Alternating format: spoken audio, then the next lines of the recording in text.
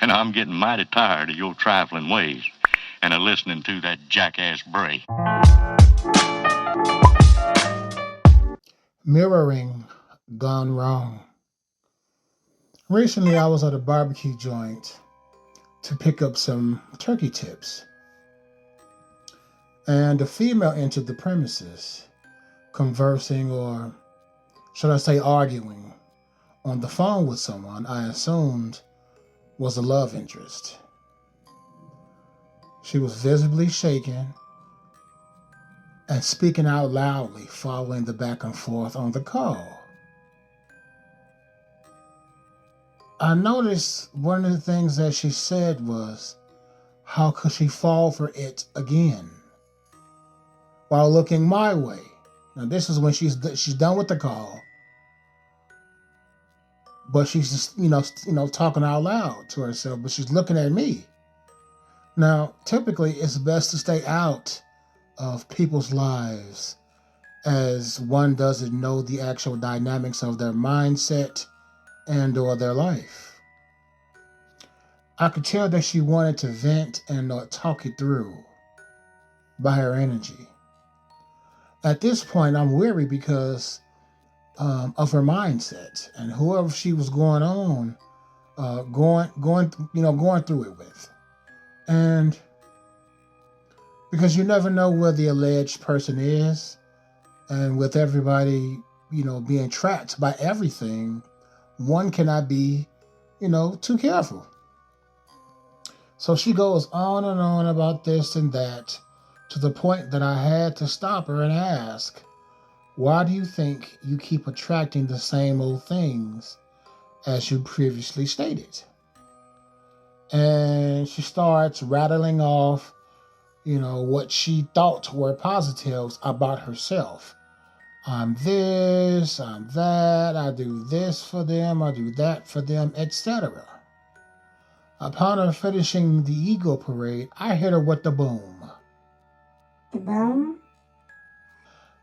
I said, yeah, I stated that from the outside looking in, you seem not to love yourself. And before she blurted out any other nonsensical objection, I asked, how could you repeatedly find the exact same person in different people? The look of perplexity on her face told the whole story without a word.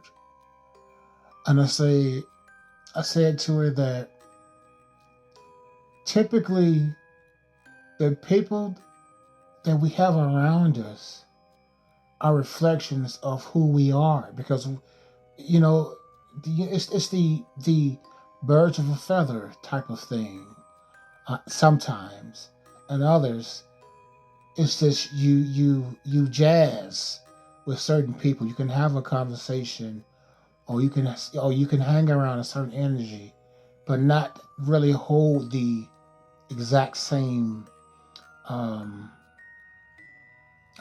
values as the next person from A to Z, is what I'm saying.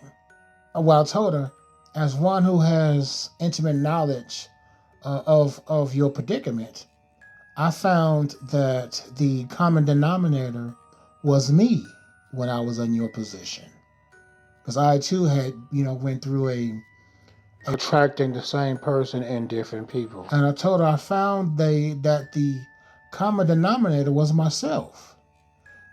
And so no matter how much I blamed this and that, it was I who was pointing the finger out, all while three fingers were pointing back at me. I watched as she maintained an indignation of contempt for the piercing truths that bared her soul out to a complete stranger, by the way. I am a stranger. She doesn't know me. I don't know her. And yet she felt comfortable enough to dish, which there's no issue. There's no problem with that, because you never know how your kind words or how your stern words may assist another in becoming a better being better. But you have to watch that at the same time, And I continued. I told her, I say, you attract what you are with energy, as it cannot lie. Energy doesn't lie.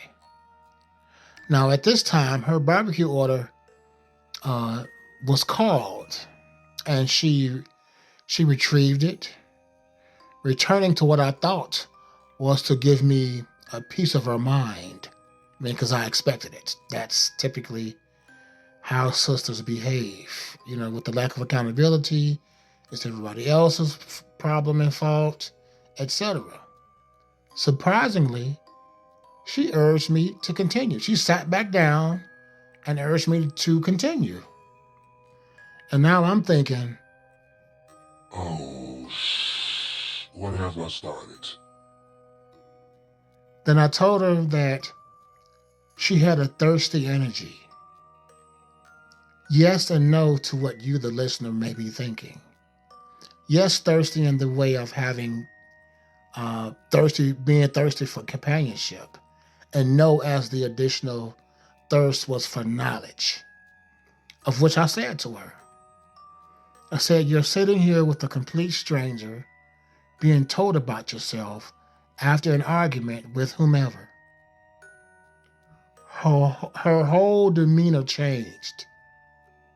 I felt that familiar sense of bonding. You know, that sense that you get that comes from bonding with the love interest, like you two have something in common, and it makes you, behave and think stupidly or not think, and then you go and do some physical things, and before you know it, you're regretting it. Yeah, that type of bonding feeling. I had that while talking to this complete stranger. Now, at this particular time, this is the time of this is the season of what's called cuffing. For those unfamiliar with cuffing season, it's typically when the leaves are turning colors and falling, accompanied by the chill of the upcoming winter. At the forefront of my mind was the settled thought of not getting involved in any way beyond the conversational encounter. This chick was a blaring red flag factory. And I've had my fill of ignoring red flags. My life's peaceful, and I'd like to keep it that way. Now, I advise her to stay to herself to fix herself. And it cannot be done in relationships, or even sleeping around, not in relationships. Otherwise, you'll remain stuck in a lackluster existence, blaming others for self-inflicted pain and struggle. Lastly, I told her that her pain and struggle should be embraced, as they are the most outstanding teachers of life. Pain and struggle is. But only when paying attention and transmuting cravings. Here's what I mean.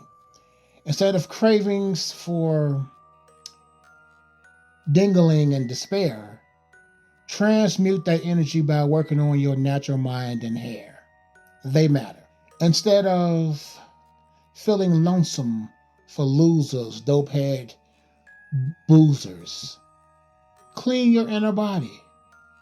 Purge the seed oils and the extra sugar, and watch the magic of growth unfold.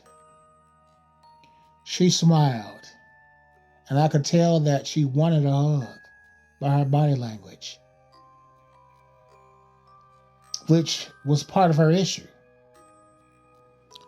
There's nothing wrong with hugging, but she didn't know me well enough for that to happen. So at this point, I just grabbed my order, stood up, and promptly exited without another word. The lesson was to manage the one in the mirror, and what is will be attracted.